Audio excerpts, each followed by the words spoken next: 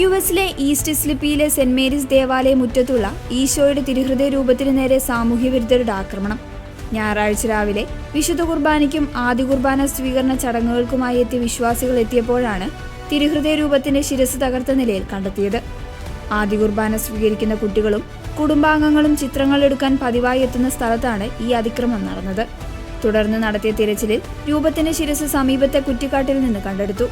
ഇടവകയിലെ അംഗങ്ങൾ സംഭവത്തിൽ വലിയ ആശങ്ക രേഖപ്പെടുത്തി. ഏതു മതത്തിൽ വിശ്വസിക്കുന്നവരായാലും ഇത്തരം പ്രവൃത്തികൾ ആരെയും വേദനിപ്പിക്കുന്നതാണെന്ന് അവർ പറഞ്ഞു. അതിക്രമം നടത്തിയ വ്യക്തിക്ക് വേണ്ടി പ്രാർത്ഥിക്കാനാണ് ഫാദർ അന്തോണി ഇടവക അംഗങ്ങളോട് ആവശ്യപ്പെട്ടത്.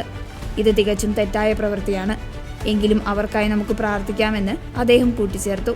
ഇതിനിടെ തകർന്ന രൂപത്തിന്റെ ചുവട്ടിൽ വിശ്വാസികൾ പുഷ്പങ്ങൾ അർപ്പിച്ച് പ്രാർത്ഥിച്ചു. സംഭവത്തിൽ പോലീസിന്റെ ഹെയ്റ്റ് ക്രൈം യൂണിറ്റ് അന്വേഷണം ആരംഭിച്ചു. രൂപം ഉടൻ തന്നെ പുനഃസ്ഥാപിക്കുമെന്നും ഇതിനായുള്ള സഹായങ്ങൾ വിശ്വാസികളിൽ നിന്ന് ലഭിച്ചു തുടങ്ങിയതായും സഭാധികൃതർ അറിയിച്ചു. അടുത്തയാഴ്ചയോടെ രൂപം പൂർവ്വസ്ഥിതിയിലാക്കാനാണ് തീരുമാനം.